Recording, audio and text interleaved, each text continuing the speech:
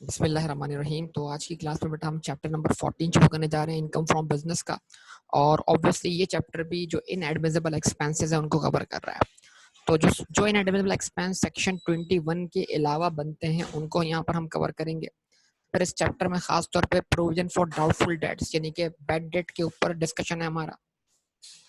Interest के ऊपर interest expense के ऊपर डिस्कशन है। उसके बाद ये आपके सामने यहाँ पर मौजूद हैं चीज़ें कि इस चैप्टर में डिस्कशन क्या क्या है सारा। Profit on debt, interest expense.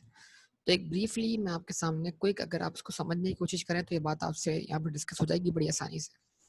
देखिए, अगर आपने लोन लिया है Holi and exclusively for business purpose, मिसाल के तौर पे आपने लोन लिया है बिजनेस के कैपिटल वर्क इन प्रोग्रेस को फाइनेंस करने के लिए, मतलब कोई फैक्ट्री लगाने के लिए, कोई प्लांट इंस्टॉल करने के लिए, कोई मशीन खरीदने के लिए, कोई फर्नीचर परचेज करने के लिए, तो ये सारे कैपिटल एक्सपेंडिचर हैं और ये बिजनेस के लिए ही इनकर हो रहे हैं।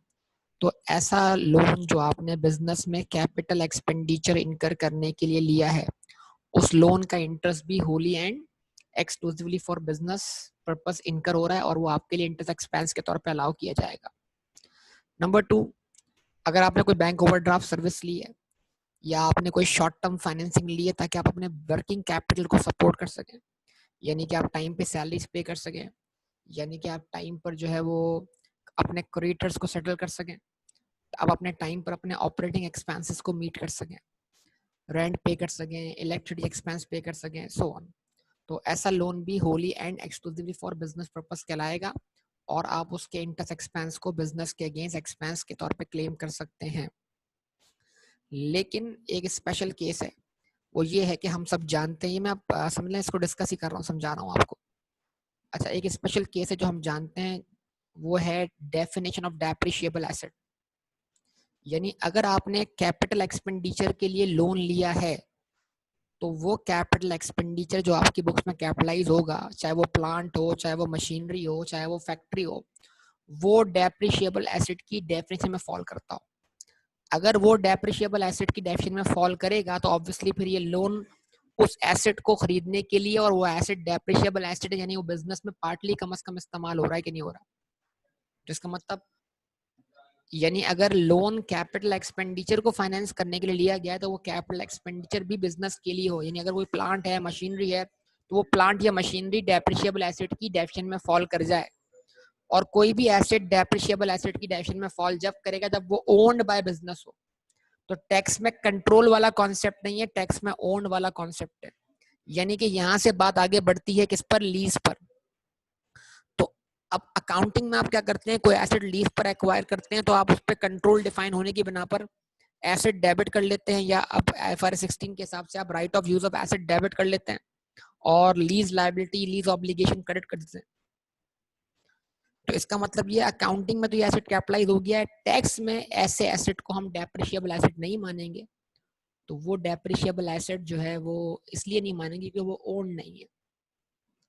तो डेप्रिशिएबल एसेट के लिए होने के लिए पहले ओन होना जरूरी है। तो lease hold asset depreciable asset की डेफिनेशन में फॉलो नहीं करता। अब अगर आप लीज होल्ड एसेट की एंट्री पे गौर करें तो एंट्री पे क्या गौर करें जनाब, कि एक तरफ आप एसेट को डेबिट करते हैं, एक तरफ आप लायबिलिटी क्रेडिट करते हैं। तो टैक्स ना एसेट के डेबिट होने को मानता है, ना टैक्स लायबिलिटी के क्रेडिट होने को मानता है। यानी अब अगर टैक्स उस एसेट को कैपिटल एक्सपेंडिचर ही मानता बिजनेस के लिए तो उसकी लायबिलिटी को भी लायबिलिटी नहीं मानेगा बिजनेस पर्पस के लिए। तो फिर सवाल ये कि उस लायबिलिटी पे बनने वाले इंटरेस्ट को एक्सपेंस कैसे मान सकता है। तो अगर आपने कोई एसेट लीज पे एक्वायर किया जिसको आपने बुक्स में कैपिटलाइज किया है, उसकी लायबिलिटी बुक्स में रिकॉग्नाइज की है, उस लायबिलिटी पे आप इंटरेस्ट वर्कआउट करते हैं, तो अकाउंटिंग में हम इस पर दो ट्रीटमेंट कर रहे हैं। नंबर 1, जो एसेट कैपिटलाइज किया उसकी आपने अकाउंटिंग डेप्शन चार्ज की हुई है, वो टैक्स के लिए एक्सपेंस नहीं है, उसको एड बैक करवा दें। नंबर 2, लीज लायबिलिटी पे जो आपने इंटरेस्ट कैलकुलेट किया उसको अकाउंटिंग में आपने एक्सपेंस बनाया है, तो जब टैक्स लॉ के लिहाज से कोई लीज लायबिलिटी एग्जिस्ट ही नहीं करती तो उस पर इंटरेस्ट जो चार्ज हुआ है वो भी आपको डिसअलाउ कर दिया जाएगा। तो इसका मतलब ये हुआ, लीज वाली सिचुएशन में अकाउंटिंग प्रॉफिट को टैक्सेबल प्रॉफिट में कन्वर्ट करने के लिए अकाउंटिंग में चार्ज होने वाली डेप्शन को एड बैक करना पड़ेगा, जो कि लीज होल्ड एसेट से रिलेटेड होगी। नंबर 2, उस लीज होल्ड एसेट की जो लायबिलिटी है उस पर जो इंटरेस्ट वर्कआउट हुआ है, जो एक्सपेंस के तौर पे चार्ज हो गया है प्रॉफिट एंड लॉस अकाउंट में, उसको भी एड बैक करना पड़ेगा। और टैक्स के नजदीक लीज का मतलब क्या है? कोई चीज रेंट पे लेना। तो टैक्स लॉ जितना भी आप रेंट पे करेंगे उसको बतौर एक्सपेंस आपको अलाउ कर देगा। तो इसका मतलब क्या है? दो आइटम एड बैक करने हैं, एक आइटम लेस करना है। अकाउंटिंग डेप्रिसिएशन एड बैक करनी है, number 2 interest expense add back करना है, और नंबर 3 क्या लेस करना है? लीज पेमेंट्स या लीज रेंटल्स, जिसको हम रेंट बोलते हैं। तो इस तरह लीज की एडजस्टमेंट हो जाएगी और अकाउंटिंग प्रॉफिट टैक्सेबल प्रॉफिट में कन्वर्ट हो जाएगा। यस और नो? तो समझ ले, मैंने आपको ये वाला पार्ट पढ़ाई दिया तफसील से, याद रहेगा? दोबारा रिपीट करता हूँ, अकाउंटिंग डेप्शन एड बैक कर दें, इंटरेस्ट एक्सपेंस जो लीज लायबिलिटी पे कैलकुलेट हुआ है, जो चार्ज हुआ है प्रॉफिट एंड लॉस अकाउंट में, उसको भी एड बैक कर दें। और इन दोनों के बदले टैक्स आपको अलाउ करेगा लीज पेमेंट्स को बतौर एक्सपेंस। ठीक है जी, ओके। अच्छा, उसके बाद बैड डेट्स। बैड डेट्स के ऊपर बात करते हैं, तफसीली बात है। अच्छा, उसके बाद मेथड ऑफ अकाउंटिंग है, स्मॉल कंपनी का कॉन्सेप्ट है, टैक्स प्लानिंग है, टर्नओवर टैक्स है, साइंटिफिक रिसर्च है, एम्प्लॉय ट्रेनिंग फैसिलिटीज है, फेयर मार्केट वैल्यू की डेफिनेशन है, ट्रांजैक्शन इन फॉरेन करेंसी है, एग्रीकल्चर प्रोड्यूस के ऊपर बात है। तो ये तमाम बातें आपके सामने मौजूद हैं यहाँ पर। ठीक है, अब यहाँ से हम बात आगे लेके जाते हैं कहाँ पर? स्पेशली मैं इस बात को बैड डेट वाले सेक्शन में ले आता हूँ, जो आपके लिए इम्पोर्टेंट है। मतलब जो मैंने सेक्शन छोड़ा है उसमें उतनी बात ही आपके लिए इम्पोर्टेंट है जो मैंने आपको समझा दी। ठीक है, तो लीज होल्ड एसिड वाला केस का ख्याल रखिएगा आप लोग। Now bad debts. सवाल, क्या बैड डेट्स टैक्सेशन के लिहाज से या टैक्स लॉ के लिहाज से बतौर एक्सपेंस अलाउ है? जवाब इसका यस है, बिल्कुल। लेकिन उसकी कुछ कंडीशंस हैं। अगर बैड डेट वो कंडीशन पूरी कर दे तो फिर तभी वो बैड डेट एक्सपेंस के तौर पर अलाउ होगा। नंबर 1, पहली कंडीशन ये है कि वो बैड डेट रिटन ऑफ हो इन द अकाउंट्स। यानी बैड डेट जिस जिस जिस बैड डेट की एंट्री ये बनी है, bad debt debit debtor credit, वो टैक्स के नजदीक एक्सपेंस है। अगर आप डेटर पे प्रोविजन क्रिएट करते हैं, bad debt debit allowance for doubtful debts credit, तो क्योंकि ये डेट अभी बुक से राइट ऑफ नहीं हुई, लिहाजा टैक्स लॉ इसको एक्सपेंस नहीं मानेगा। अच्छा, अब बड़ा सिंपल वे, इसमें आप क्या करते हैं भाई, आप ज्यादा सोचते हैं, ज्यादा नहीं सोचना। इसमें आपको वही वन अकाउंट अप्रोच आनी चाहिए अलाउंस फॉर डाउटफुल डेट की। वन अकाउंट अप्रोच में जितना इम्पैक्ट आपने लिया है प्रॉफिट एंड लॉस अकाउंट में, उसको एड बैक कर दें। और फिर वन अकाउंट अप्रोच में ये देखें कि आपने कितना राइट ऑफ किया, जो राइट ऑफ किया उसको लेस करते हैं, सिंपल। तो आप प्रोविजन फॉर डाउटफुल डेट का अकाउंट बनाएं। कौन सी अप्रोच से? वन अकाउंट अप्रोच से। आपको याद दिलाता हूं,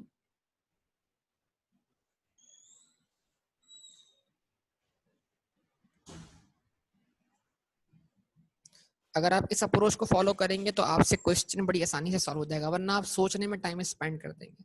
तो सोचना नहीं है, ये वाली अप्रोच अप्लाई करनी है। प्रोविजन फॉर डाउटफुल डेट या अलाउंस फॉर डाउटफुल डेट बात ही की है।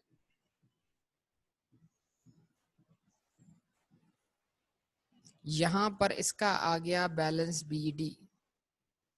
ठीक है जी, फॉर एग्जाम्पल बैलेंस बीडी है 50,000।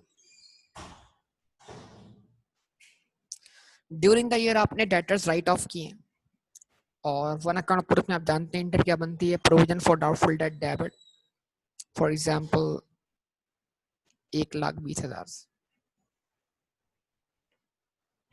और यहाँ रेफरेंस आया डेटर का, क्योंकि डेटर अकाउंट क्रेडिट हुआ राइट ऑफ की एंट्री। वन अकाउंट अप्रोच में हमारी अजम्पशन होती है कि बैड डेट नामी अकाउंट एग्जिस्ट नहीं करता, तो फिर यही अकाउंट बैड डेट को रिप्रेजेंट करता है। तो हम बजाय बैड डेट डेबिट करने के हम allowance for doubtful date debit करते हैं और डेटर क्रेडिट कर देते हैं। अच्छा, उसके बाद अब जितना भी क्लोजिंग प्रोविजन आपको रिक्वायर्ड है रिमेनिंग डेटर्स पर, वो आप क्रिएट करके उसका बैलेंस शीट यहाँ पुट कर देते हैं। फॉर एग्जाम्पल आप उसको पुट करते हैं कितना 80,000। तो अब दो बातें हैं, अगर आप समझ सकें आसानी से इस अकाउंट से तो आपको चीज़ें रिकॉल हो जाएंगी, पुराने कॉन्सेप्ट जो हैं वो रिकॉल हो जाएंगे, और नहीं होंगे तो बन जाएंगे। देखें बड़ा सिंपल सा वे, सिंपल सा वे क्या है, 50,000 ओपनिंग प्रोविजन था, 80,000 जो है वो क्लोजिंग प्रोविजन है। तो प्रोविजन का इंक्रीज कितने से आया बेटा, 30,000 से। ठीक है, तो 30,000 से इंक्रीजिंग प्रोविजन है, 1,20,000 की बेड डेट राइट ऑफ हुई है। तो टोटल इम्पैक्ट जो जा रहा है प्रॉफिट एंड लॉस अकाउंट में वो कितना जा रहा है, वो जा रहा है 1,50,000। सिंपल हो गई बात। अब क्या करेंगे आप, 1,50,000 को आप अकाउंटिंग प्रॉफिट को टैक्सेबल प्रॉफिट में कन्वर्ट करते वक्त एड बैक करवा देंगे।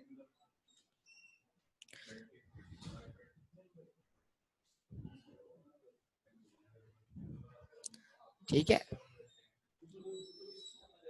एड बैक करवा दें, और जो आपने बेड डेट्स राइट ऑफ किए इसको लेस करवा दें।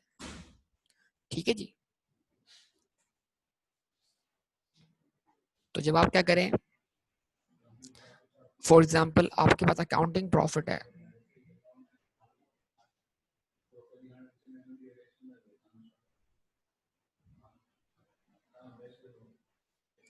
2,100,000,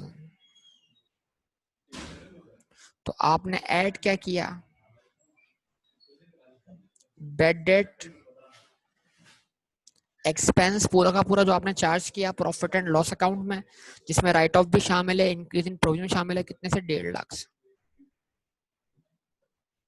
और आपने लेस करवाया क्या, बेड डेट रिटन ऑफ,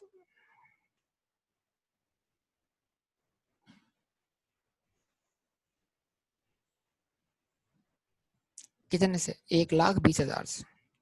तो अगर आप देखें नेट इम्पैक्ट कितने का पड़ा, नेट इम्पैक्ट पड़ा 30,000 का, और वो 30,000 वही है जो इंक्रीज इन प्रोविजन है। यस और नो बोलिए, जवाब दीजिए बेटा, क्या कहते हैं। तो इस तरह प्रोविजन का इम्पैक्ट एड बैक हो गया और आपका अकाउंटिंग प्रॉफिट बन गया 2,130,000।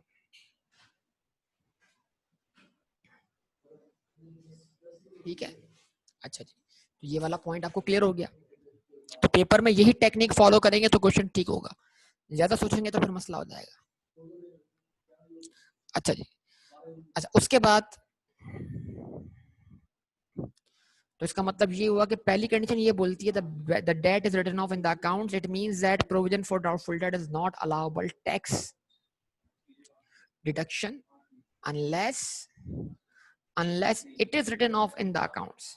हाँ जी, तो डाउटफुल डेट्स प्रोविजन आपको बतौर एक्सपेंस अलाउ नहीं जब तक कि उसको राइट ऑफ ना कर दिया जाए। मतलब बाज़ दफा ऐसा होता है कि आप एक साल में बनाते हैं प्रोविजन, अगले साल में जब डेटर का बैड डेट होना कंफर्म हो जाता है तो अगले साल आप उसका प्रोविजन रिवर्स करके उसको राइट ऑफ कर देते हैं। तो ये बिल्कुल पॉसिबल है। तो ईयर 1 में प्रोविजन क्रिएट होने की बेस पर वो एक्सपेंस एडबैक हो गया, लेकिन जब ईयर 2 में वो कंफर्म बैड डेट हुआ तो अगले साल आपको अलाउ कर दिया गया। तो ये सारी बातें आपको समझ होनी चाहिए। Therefore, provision for doubtful debt for the year is required to be added back. अब ये बाहर क्या लिखा हुआ आ रहा है, बाहर लिखा हुआ आ रहा है कि प्रोविजन को एड बैक कीजिए। मैं ये कहता हूं कि आप प्रोविजन को एड बैक मत कीजिए, जो भी impact profit and loss account में आपने बेड डेट के लिए उसको एड बैक कीजिए, और जो राइट ऑफ किया है उसको लेस कर दे, तो ऑटोमेटिक जो डिफरेंस होगा वो प्रोविजन के इंक्रीज के बराबर होगा, और वो इंक्रीज आप क्या कर देंगे, एड बैक करवा देंगे। ठीक है जी, तो ये चीज ध्यान में रखनी है हमें कि एग्जामिनेशन में हमसे अकाउंटिंग वाली मिस्टेक हो जाती है कि अकाउंटिंग में हमारा ये कॉन्सेप्ट से क्लियर नहीं होता। तो क्या करना है जनाब, therefore provision for doubtful debt is for the year is required to be added back and any debt written off against provision already made is to be deducted। मैं सिंपल बोलता हूँ, जो भी इंपैक्ट है प्रॉफिट लॉस अकाउंट में add back करें, जो right of किया उसको लेस कर दें, ऑटोमेटिक एडजस्टमेंट हो जाएगी। अच्छा जी, पहला point, it means that bad debt expense claim करने के लिए बैड डेट्स का बुक्स ऑफ अकाउंट्स में राइट ऑफ होना जरूरी है। ये आपके पहला केस क्लियर हो गया, पहली कंडीशन है। तो सिर्फ क्या राइट ऑफ होना इनफ है, नहीं, आगे बढ़ते हैं। The debt was previously included in taxable business income. वो जो डेट है वो आपकी प्रीवियसली टैक्सेबल इनकम का पार्ट है, या पार्ट होनी चाहिए। ठीक है, अब सवाल है कि डेट टैक्सेबल इनकम का पार्ट कब होती है? ये बताइए, जब आप एंट्री बनाते हैं डेटर की तो आप दूसरी एंट्री क्या बनाते हैं जब आप डेटर क्रिएट करते हैं? बोलिए, डेटर क्रिएट कैसे करते हैं? डेटर डेबिट करते हैं और सेल्स क्रेडिट करते हैं। सेल्स में ही आपका प्रॉफिट मौजूद है। सेल क्रेडिट करने का मतलब क्या है? एक तरह से इनकम क्रेडिट करना। तो एक डेट क्रिएट हुई है, उस डेट के क्रिएट होने से आपका दूसरा impact profit and loss account में इनकम बन रहा है। इस तरह जितने से डेट डेबिट हुआ है उतने से सेल्स क्रेडिट हुई है, तो इस तरह वो डेट जो थी वो आपकी टैक्सेबल इनकम का पार्ट भी थी। लेकिन बहुत सारी डेट्स ऐसी हैं जिनके डेबिट होने पर कोई रेवेन्यू आइटम क्रेडिट नहीं होता। जैसे अगर आप अपने एम्प्लॉयज को एडवांस दें तो आप एंट्री बनाएंगे advance to employees debit cash या बैंक क्रेडिट। अगर आप किसी को लोन दे तो आप बोलेंगे लोन डेबिट, क्योंकि आपने दिया है लोन तो आपके लिए रिसीवेबल है, और कैश या बैंक क्रेडिट। अगर आप एडवांस दें अपने सप्लायर को तो एंट्री क्या बनेगी? Advance to supplier debit cash या बैंक क्रेडिट। तो मैंने जितनी भी एग्जांपल्स दी ये सारी डेट्स हैं, यस और नो? ये सारे रिसीवेबल्स है ना एक तरीके से, तो ये तो रिसीवेबल्स हैं, लेकिन इन रिसीवेबल्स के क्रिएट होते वक्त कोई टैक्सेबल इनकम जनरेट नहीं हो रही। तो ऐसे रिसीवेबल्स जिनके जनरेट होते वक्त कोई टैक्सेबल इनकम जनरेट नहीं हो रही, उनको अगर राइट ऑफ कर भी दिया जाए तब भी उनका एक्सपेंस टैक्स लॉ के हिसाब से अलाउ नहीं होगा। यानी इनके राइट ऑफ, इनका प्रोविजन तो दूर की बात है, इनका राइट ऑफ भी अलाउ नहीं है। तो राइट ऑफ बैड डेट का सिर्फ वही अलाउ है जो ऐसी डेट का राइट ऑफ हो जिसके जरिए कोई टैक्सेबल इनकम क्या हुई, जनरेट हुई। क्या ये बात समझ में आती है बेटा सब लोगों को? बताइए, बोलिए बेटा। तो अब लिखा हुआ क्या है जनाब? The debt was previously included in taxable business income. ठीक है जी, कि उस डेट की वजह से आपकी टैक्सेबल इनकम जनरेट हुई हो। अब लिखा हुआ है there are certain examples where the debt was not included previously in taxable business income, for example advance to employees written off, loan और advance to associate written off, advance against purchases written off. Bad debts even after written off are not allowable in the above cases. इनके right of आपको expense के तौर पे allow नहीं होंगे। Provision तो बहुत दूर की बात है, प्रोविजन तो वैसे अलाउ नहीं है ना। ये वो डेट्स हैं जिनके राइट ऑफ भी अलाउ नहीं है। तो सिर्फ राइट ऑफ होना काफी नहीं है, बल्कि जो डेट राइट ऑफ हुई है उसका प्रीवियसली टैक्सेबल इनकम का पार्ट होना भी जरूरी है। ठीक है जी।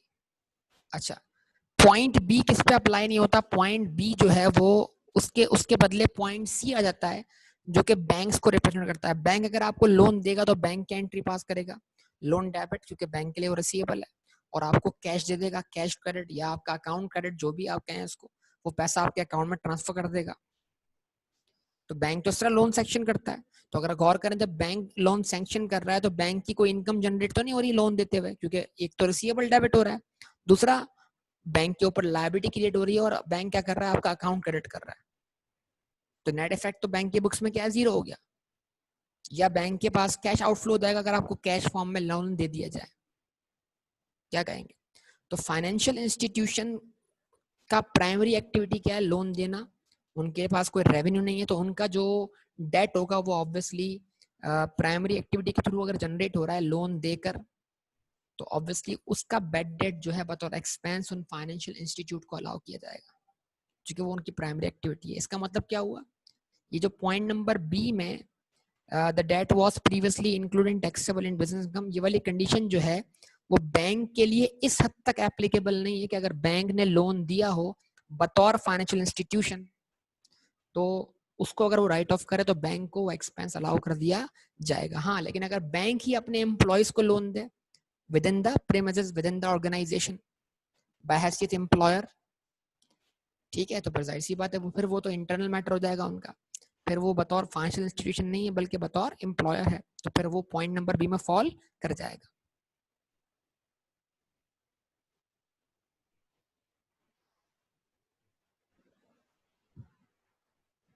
उसके बाद डी पॉइंट सबसे इंपॉर्टेंट है कि अगर जरा सा भी आपको ईमान जागने का मतलब क्या आसरा है कि बंदा आपके पैसे दे देगा, तो फिर आप उसको बैड डेट के तौर पर क्लेम नहीं कर सकते। तो there are reasonable grounds to believe that the debt is irrecoverable, यानी आपको बैड डेट कंफर्म हो जाएगा ये बैड डेट है। कंफर्म नहीं है तो फिर आप उसको क्लेम नहीं कर सकते। मतलब कंफर्म कैसे होगी? वही कि वो बैड डेट जो है वो इसलिए इररिकवरेबल है क्योंकि जो बंदा है वो बैंकक्रप्ट हो गया, लिक्विडेशन वाला मसला आ गया, इंसॉल्वेंसी वाला मसला आ गया। तो इंसॉल्वेंसी, बैंकक्रप्सी, ये कंफर्मेशन है, ये रीजनेबल ग्राउंड है। नंबर 2, टाइम बाद डेड हो गई, अब आप रिकवर नहीं कर सकते उसको। नंबर 3, बंदा ही ट्रेसेबल है, मतलब ट्रेसेबल नहीं है, लापता हो गया है, ठीक है ना, खलाई मखलूक बन गया है। तो ये सारी बातें आप जानते हैं। तो ये 4 पॉइंट्स आपके सामने आ गए। ये चारों कंडीशन, मतलब इसमें 3, एक नॉर्मल बिजनेस के लिए 3 कंडीशन अप्लाई होती है। सी पॉइंट तो सिर्फ किसके लिए? बैंक के लिए, वो बी के बदले आ जाएगा बैंक के लिए। बाकी ए, बी और डी आम बिजनेस के लिए, और ए, सी और डी किसके लिए? बैंक के लिए। पॉइंट नंबर भी बैंक पर एप्लीकेबल है अगर लोन बैंक ने बतौर एम्प्लॉयर दिया हो, ना कि बतौर फाइनेंशियल इंस्टीट्यूशन। ठीक है, ये तमाम बातें आपके सामने आ जाएंगी यहाँ पर।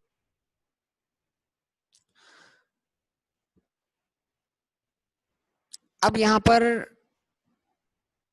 आपके सामने एंट्रीज बनाकर कुछ चीजों को समझाने की कोशिश की गई है, लेकिन इन एंट्रीज को देखकर आपने अपना बुनियादी जो मैंने भी समझाया ना अकाउंट वाला कॉन्सेप्ट, उसको नहीं भूलना। आपने फॉलो वही करना है, जो इम्पैक्ट प्रॉफिट लॉस अकाउंट में उसको एड बैक करना है, जो राइट ऑफ वाला इम्पैक्ट है उसको लेस करना है। खैर, ये इन्होंने क्या कर दिया, सिंगल ट्रांजेक्शन का कंपैरिजन समझाया है।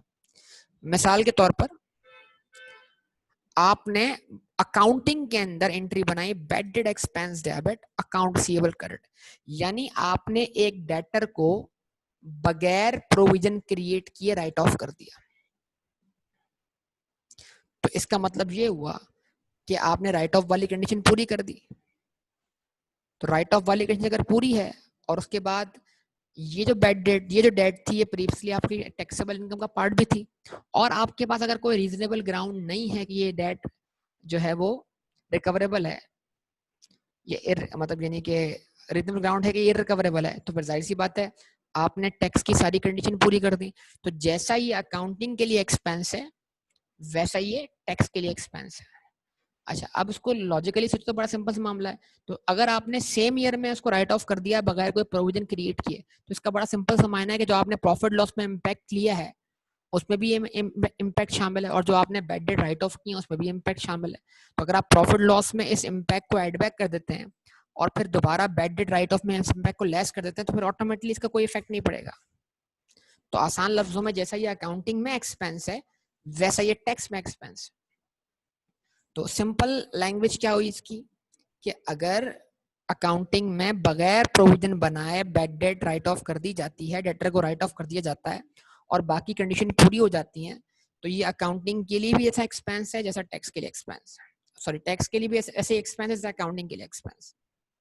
लेकिन चांसेस हैं कि आप एक साल में डेटर पे प्रोविजन क्रिएट करें डाउट की बेसिस पर, अगले साल आपको कंफर्म हो जाए कि भाई ये कंफर्म बैड डेट हो गया, तो फिर उस केस में क्या होता है, उस केस में 2017 में आपने बैड डेट एक्सपेंस डेबिट किया 500 से, प्रोविजन या अलाउंस क्रेडिट कर दिया 500 से, तो ये 500 भी राइट ऑफ नहीं हुए।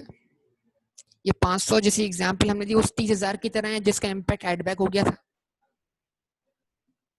तो 500 ऐड करवा दें 2017 में,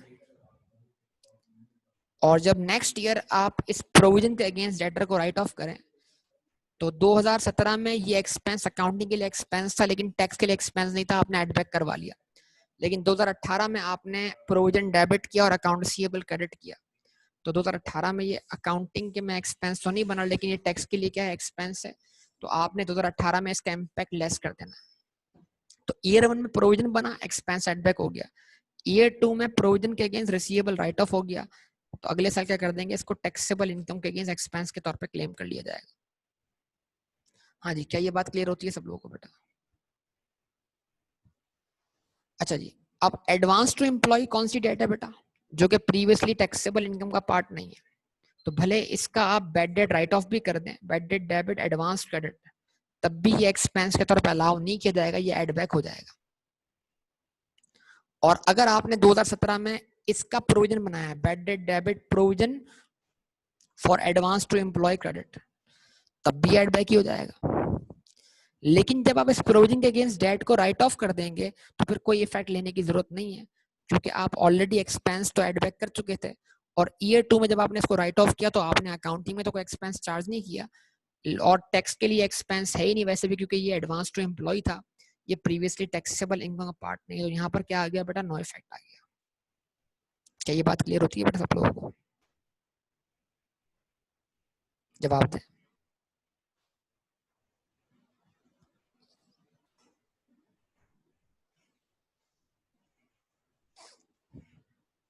ठीक है जी। अच्छा, अब ये बड़ा बुनियादी उसूल है कि अगर आप किसी एक्सपेंस को क्लेम कर लेते हैं और बाद में उसकी क्या जाती है रिकवरी, तो ऑब्वियसली रिकवरी को आप क्या मानना पड़ेगा, आपको इनकम मानना पड़ेगा। तो कॉन्सेप्ट आ गया बैड डेट रिकवरी का। ठीक है जी। तो एक बुनियादी उसूल है, अगर लॉ ने किसी एक्सपेंस को आपको बतौर एक्सपेंस के तौर पे अलाउ किया है तो उसकी रिकवरी भी आपको इनकम माननी पड़ेगी।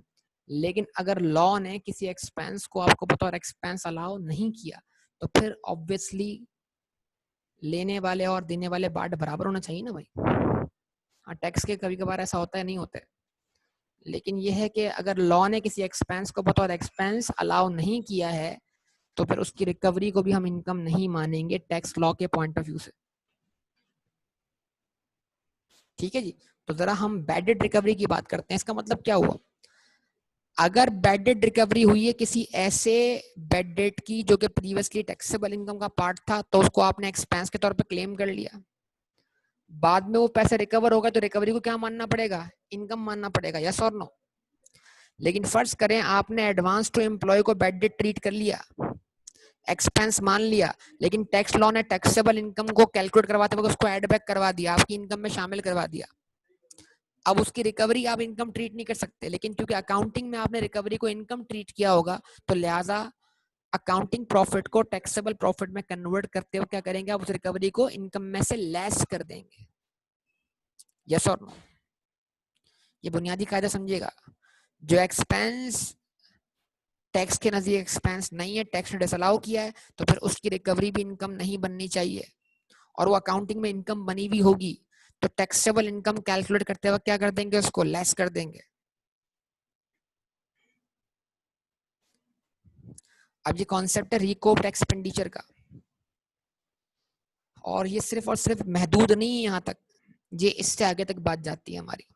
तो अब लिखा हुआ क्या आ रहा है जनाब, according to section 70 record expenditure where a person has been allowed a tax deduction for any expenditure, ये सिर्फ बैड डेट के लिए नहीं है।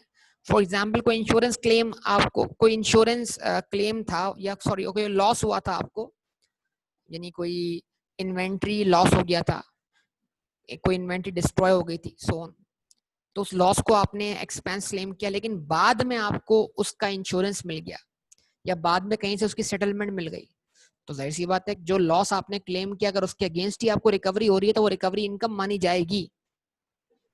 तो ये कॉन्सेप्ट सिर्फ बैड डेट तक महदूद नहीं है या बैड डेट रिकवरी तक महदूद नहीं है, बल्कि एक कॉन्सेप्ट उससे भी आगे जा रहा है कि कोई लॉस होता है, उस लॉस की बाद में इंश्योरेंस के थ्रू, इंडेमनिटी के थ्रू, सेटलमेंट के थ्रू कोई रिकवरी हो जाती है, तो फिर वो रिकवरी जो है वो आप इनकम मानेंगे अगर आपने लॉस को एक्सपेंस क्लेम किया था तो according to section 70 recoup expenditure where a person has been allowed a tax deduction for any expenditure or loss incurred in a tax year, and subsequently the person has received in cash or in kind any amount in respect of such expenditure or loss, the amount so received shall be included in the income chargeable under the head for the tax year in which it is received।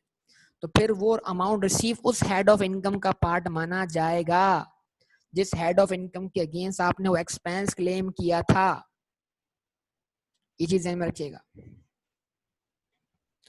तो यहाँ पर अभी तो हम बात कर रहे हैं इनकम फ्रॉम बिजनेस के पर्सपेक्टिव से, तो ऑब्वियसली ये इनकम फ्रॉम बिजनेस का पार्ट बनेगा।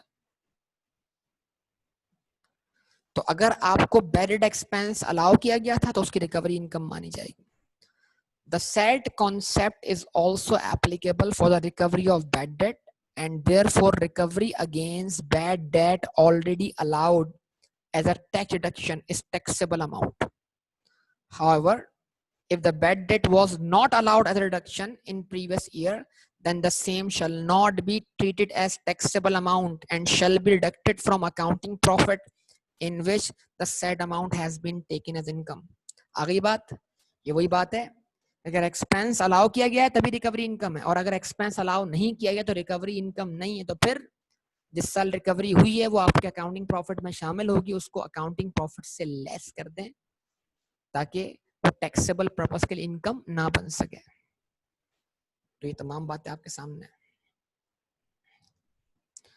अब कॉन्सेप्ट जरा यहाँ पर थोड़ा आगे जाता है और ये ऑर्डिनेंस की प्योर लैंग्वेज आपके सामने आती है कि partial recovery of bad debt का कॉन्सेप्ट क्या है।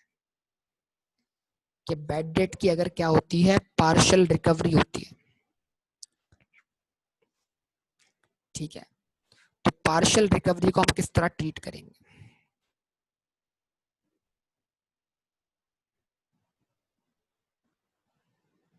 तो इस चीज को हम जरा देख लेते हैं। तो इसको आप जरा यहाँ से क्या करें, थोड़ी देर रीड करें, फिर मैं इस पर एक सिनेरियो बनाता हूँ और सिनेरियो बनाने के बाद क्या करता हूँ, मैं इसको डिस्कस करता हूँ। इसको आप यहाँ पे रीड करें। जी जनाब, तो आपने पढ़ लिया होगा इसको, यहाँ से पढ़ लिया। तो अब इस जो पढ़ा है आपने, इसको समझने के लिए हम क्या करते हैं, इस सिनेरियो को समझने की कोशिश करते हैं। देखिए, तो जो सुनिएगा और समझिएगा। सबसे पहले देखिए, आपने अकाउंटिंग प्रॉफिट को टैक्सेबल, देखिए बैड डेट क्लेम का मतलब क्या है, बैड डेट क्लेम का मतलब क्या है, टैक्स लॉ के हिसाब से आपने बैड डेट क्लेम किया है, ठीक है ना। यानी ये राइट ऑफ तो है ही, फिर साथ साथ ये जो है ये टैक्सेबल इनकम के अगेंस्ट क्रिएट भी हुआ था, और कि ये इररिकवरेबल भी है, मतलब रीजनेबल ग्राउंड आपके पास है। तो अब डिसअलाउ टैक्स लॉ किसी भी बैड डेट रिटर्न ऑफ को जो कि बिजनेस इनकम के अगेंस्ट जनरेट हुआ हो, उसको टैक्स लॉ डिसअलाउ किस बेस पे करेगा, इस बेस पे करेगा कि उसके रिकवर होने के चांसेस होंगे ऑब्वियसली। तो आपने अकाउंटिंग प्रॉफिट को टैक्सेबल इनकम में कन्वर्ट करते हुए कितना बैड डेट क्लेम किया, इस पर टैक्स हो 1 लाख रुपए, ठीक है। लॉ ने आपको बैड डेट कितने से अलाउ कर दिया, 1 लाख से। इसका मतलब ये हुआ कि आपको बैड डेट डिसअलाउ कितना हुआ, 0। यस और नो। तो इसका मतलब क्या हुआ, पूरा बैड डेट आपको अलाउ कर दिया गया ना, बतौर expense. Bad debt claim, bad debt allowed, इसका मतलब क्या हुआ, आपको कुछ भी एड बैक करना नहीं पड़ा। तो इसका मतलब ये है कि अब जितनी भी रिकवरी होगी टू द एक्सटेंट ऑफ 100,000, वो आपकी क्या मानी जाएगी, इनकम मानी जाएगी। यस और नो, रिस्पॉन्स दें। अब रिकवरी 10,000 हो, 20,000 हो, 30,000 हो, क्योंकि एक्सपेंस पूरा अलाउ किया गया था, तो लिहाजा जो भी रिकवरी होगी उसको क्या करेंगे आप, इनकम मानेंगे, भले 10,000 की रिकवरी हो, भले 20,000 की रिकवरी हो। तो अगर एक्सपेंस आपको अलाउ किया गया तो उसकी रिकवरी भी आपके लिए इनकम मानी जाएगी। यस और नो, रिस्पॉन्स दें। अच्छा, दूसरा केस क्या है, लाख रुपए आपने बैड डेट क्लेम किया, ये रिटर्न ऑफ था, ये टैक्सेबल इनकम के अगेंस्ट जनरेट हुआ था, लेकिन आपके पास रीजनेबल ग्राउंड नहीं था कि आप इसको इररिकवरेबल प्रूफ कर सकें। यानी ये बंदा अभी बैंकक्रप्ट नहीं हुआ था, या ये टाइम बार डेड अभी नहीं बना था, सो ऑन। तो आपको टैक्स डिपार्टमेंट ने तीसरी कंडीशन पूरी ना होने के बना पर इसको डिसअलाउ कर दिया। तो 0 अलाउड हुआ, मतलब पूरा 100,000 क्या हो गया, डिसअलाउड हो गया। तो क्या आप अकाउंटिंग प्रॉफिट को टैक्सेबल प्रॉफिट में कन्वर्ट करते हो कि इसलिए 1 लाख रुपए का एक्सपेंस क्लेम कर पाए, जवाब इसका क्या है, नो। तो अब अगर आपको सब्सिक्वेंटली 1 लाख रुपए की रिकवरी हो जाएगी, तो क्या आपको इस 1 लाख की रिकवरी को इनकम मानना चाहिए, क्या इस 1 लाख रुपए की आपको इनकम, रिकवरी को इनकम मानना चाहिए, नहीं। लेकिन ये रिकवरी अकाउंटिंग के लिहाज से तो क्या होगी, अकाउंटिंग प्रॉफिट्स का पार्ट होगी। क्या कर देंगे इसको, अकाउंटिंग प्रॉफिट में से लेस कर देंगे टैक्सेबल इनकम कैलकुलेट करते वक्त। यस और नो?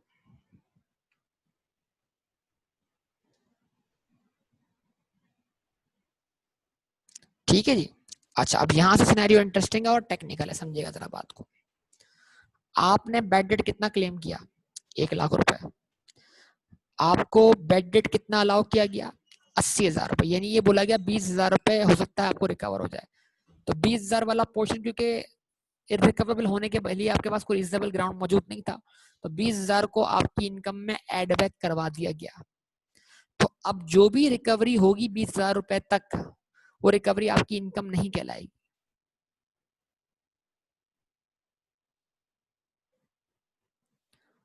इस बात को ध्यान में रखिएगा।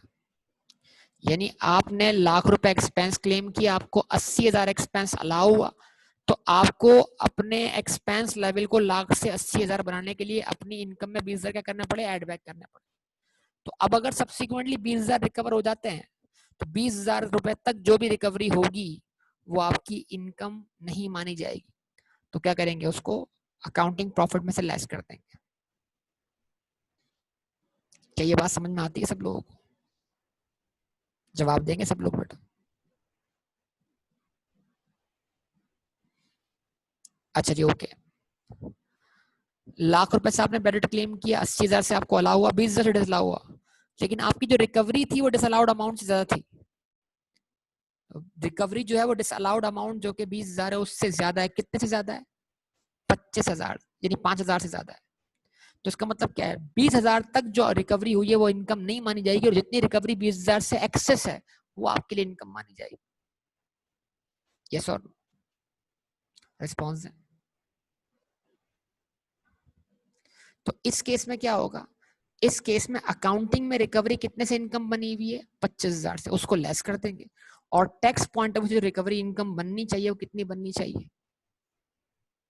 5,000। उसको ऐड कर देंगे। ठीक है। और ये लास्ट पॉइंट क्या? आपने एक्सपेंस क्लेम किया, 1,00,000 से आपको अलाउ हुआ, 80,000 से 20,000 डिसअलाउ हो गया। आपको सब्सिक्वेंट रिकवरी होती है 12,000 से, जो कि आपके डिसअलाउड अमाउंट से कम है। कितने से कम है? 8,000 से। तो सब्सिक्वेंट रिकवरी डिसअलाउड अमाउंट से कम होना इस बात का प्रूफ था कि एक्चुअल बेड डेट जो था वो 80,000 नहीं था बल्कि 88,000 था। मतलब अगर रिकवरी डिसअलाउड अमाउंट से कम होती है तो फिर जो अमाउंट रिकवर नहीं हुआ वो भी आपके लिए कंफर्म बेड डेट है, उसको आप एक्सपेंस क्लेम कर लें। तो अब करना क्या है? अकाउंटिंग में ये 12,000 की रिकवरी क्या बनी हुई है? इनकम बनी हुई है, इसको लेस करवा दें। और टैक्स पॉइंट ऑफ व्यू से रिकवरी 20,000 से कम होने का मतलब ये है कि 8,000 मजीद आपके लिए कंफर्म बेड डेट हो गया, इसको एक्सपेंस के तौर पे क्लेम कर लें। अब आइए इन अल्फाजों को जोड़ते हैं, यहां से कनेक्ट करते हैं। Where a person has been allowed a tax reduction in a tax year for bad debt, and in a subsequent tax year the person receives in cash or in kind an amount in respect of the debt, the following rules shall apply, namely where the amount received, देखिएगा बेटा, ये amount received है, amount receive, ये मैं case 4 और 5 की बात कर रहा हूँ स्पेशली। अमाउंट रिसीव्ड कितना? 25,000। अमाउंट रिसीव कितना? 12,000। ये इसकी बात कर रहा है। तो where the amount received exceeds the difference between whole of such bad debts and the amount previously allowed as a reduction, तो जो अमाउंट रिसीव हुआ है 25,000,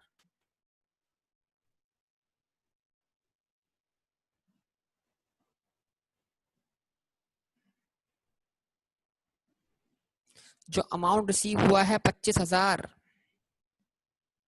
वो अगर whole of such bad debt, जो बैड डेट आपने क्लेम किया था और जो बैड डेट आपको अलाउ किया गया था, इन दोनों के डिफरेंस से एक्सीड करता है, यानी ये 20,000 डिफरेंस है bad debt claim, whole of such bad debt and bad debt previously allowed, तो इनका डिफरेंस कितना बना? 20,000। तो रिकवरी इस 20,000 से एक्सीड करती है। ये जुमला समझ में आ रहा है लॉ का? तो लिखा हुआ क्या है? The excess shall be included in the person's income under the head income from business। तो जितनी रिकवरी डिसअलाउड अमाउंट से एक्सीड करेगी वो एक्सेस आपकी इनकम का पार्ट माना जाएगा, यानी कि 5,000। क्लियर है बेटा? जवाब दें। क्यों? क्योंकि 20,000 तक तो एक्सपेंस डिसअलाउ हुआ था, तो जिस एक्सटेंट तक एक्सपेंस डिसअलाउड था उस एक्सटेंट तक रिकवरी भी इनकम मानी नहीं जाएगी। हाँ, अगर उससे एक्सीड करती है रिकवरी तो एक्सेस टैक्स के लिए क्या है इनकम। तो अकाउंटिंग में 25,000 इनकम बना हुआ है, लेकिन टैक्स के लिहाज से इनकम कितनी बननी है? 5,000। तो क्या करेंगे आप अकाउंटिंग प्रॉफिट को टैक्सेबल प्रॉफिट में कन्वर्ट करने के लिए क्या कर देंगे?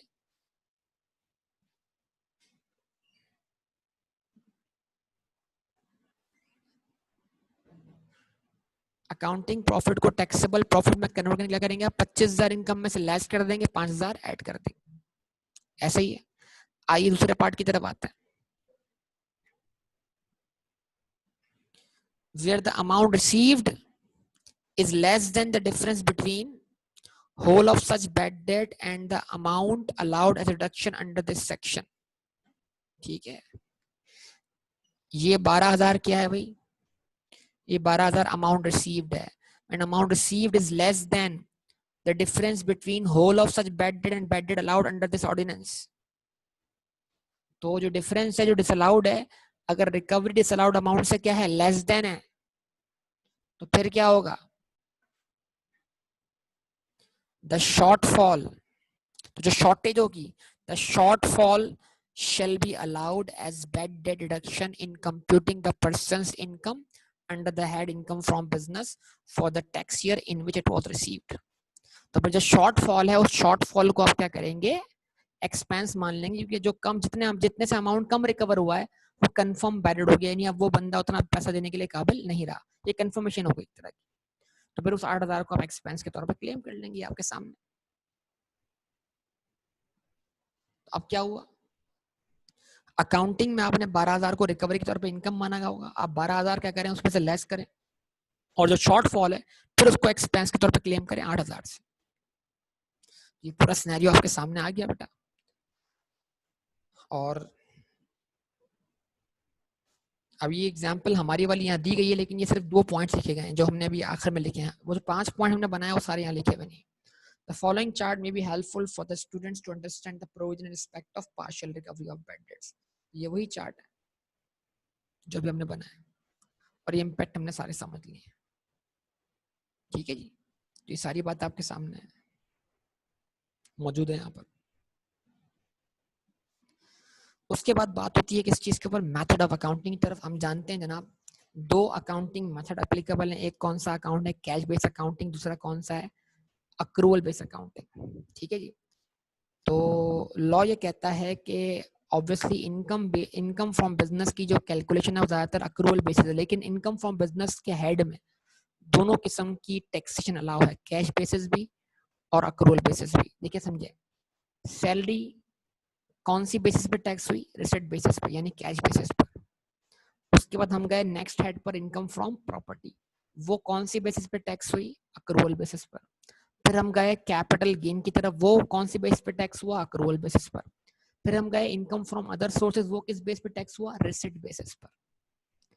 अब 5वां हेड है, यानी 2 हेड अक्रूवल बेस पर है, 2 हेड कैश बेस पर है। 5वां हेड है जिसमें दोनों ऑप्शन है, अक्रूवल बेस भी और कैश बेस भी। लेकिन कंपनी अगर इनकम फ्रॉम बिजनेस जनरेट कर रही है तो उसके लिए सिर्फ और सिर्फ जो है वो अक्रूवल बेस का ऑप्शन है, उसके पास कैश बेस ऑफ अकाउंटिंग का ऑप्शन नहीं। अच्छा जी, तो देखिए जरा क्या लिखा हुआ है। There are 2 methods of accounting, accrual basis also called mercantile accounting system and cash basis of accounting. हम जानते हैं कि रेवेन्यूज के रिकॉर्ड करने में फर्क आता है। कैश बेस अकाउंटिंग में हम रेवेन्यूज जब रिकॉर्ड करते हैं व्हेन दे आर रिसीव्ड, और हम अक्रूवल बेस में रेवेन्यू कब रिकॉर्ड करते हैं? When the right of receivable become established. Cash base accounting में हम एक्सपेंसेस का क्लेम करते हैं व्हेन दे आर पेड, और अक्रूवल बेस अकाउंटिंग में हम एक्सपेंस का क्लेम करते हैं, expenses are recorded when they are occurred, they are to be occurred and they are likely to be occurred। तो जो likely to be occurred वाला concept है वो प्रोविजन पे अप्लाई होता है, और टैक्स लॉ इस likely to be occurred वाली बात से मुत्तफिक नहीं है। ठीक है जी। लेकिन इसके अलावा ग्रेचुटी आपने पढ़ा, ग्रेचुटी का आपको अक्रूवल बेस पे प्रोविजन अलाउ है, जो हम पीछे पढ़कर आ चुके हैं। अगर ग्रेचुटी फंड अप्रूव्ड हो तो, अगर अनअप्रूव्ड फंड है तब भी अलाउ है, बस there is effective arrangement of tax deduction at source होनी चाहिए। और अगर अप्रूव या अनअप्रूव स्कीम है तो फिर अक्रूवल बेसिस पे ग्रेचुटी एक्सपेंस बिजनेस को अलाउ नहीं है, बल्कि जिस साल प्रोविजन क्रिएट किया उसको एड बैक करना है, और जो एम्प्लॉय रिटायर हुए हैं उनको पेमेंट मिली है उसको लेस करना है। तो इसका मतलब क्या, अक्रूवल बेस अकाउंटिंग फॉलो करते हुए भी कुछ एक्सपेंसेस जो हैं वो आपको प्रोविजनल बेसिस पे अलाउ ना हो, इस बात का ख्याल रखना जरूरी है।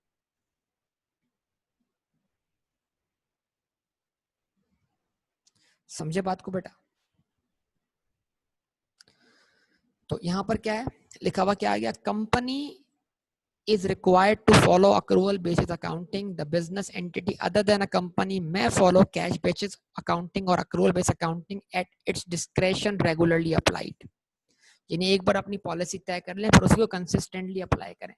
यानी इंडिविजुअल और एओपी के पास ये ऑप्शन है कि वो कौन सी अकाउंटिंग फॉलो करें, चाहे तो कैश बेसिस चाहे अक्रूवल बेसिस, लेकिन कंपनी के पास ये ऑप्शन अवेलेबल नहीं। अच्छा, मेरा एक इसमें मानना ये बड़ा सिंपल सा, कि अगर आप कोई सर्विसेज बिजनेस कर रहे हैं जिसमें इन्वेंट्री की ट्रेड शामिल नहीं है, तो बेहतर है कि फिर उसको आप रिसिट बेस पे टैक्स करवाएं इनकम फ्रॉम बिजनेस अर्न करने के बावजूद। और अगर आप ट्रेडिंग बिजनेस कर रहे हैं तो फिर आप अक्रूवल बेस अकाउंटिंग के लिए ऑप्ट कर सकते हैं। लेकिन इसका ये मतलब नहीं है कि अगर कोई इंडिविजुअल ट्रेडिंग कर रहा है, कोई एओपी ट्रेडिंग कर रही है तो वो कैश बेस के लिए ऑप्ट नहीं कर सकती, ऑप्ट कर सकती है। मैं सूटेबल की बात कर रहा हूँ।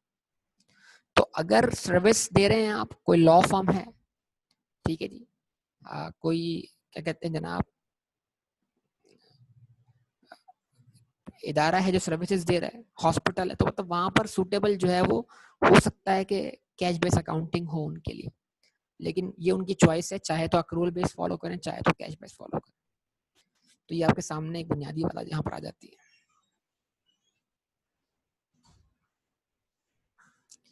ठीक है जी। तो अब उसके बाद जो है change in method of accounting का कॉन्सेप्ट है, ये टेस्ट भी हुआ है, 2 बार लगातार टेस्ट हो गया, मतलब एग्जामिनेशन पिछले 2 अटेम्प्ट में टेस्ट हुआ ये कॉन्सेप्ट। ठीक है, इसको यहाँ पर हम स्टॉप करते हैं, इंशाल्लाह इसको हम अगली क्लास में यहीं से कंटिन्यू कर लेंगे।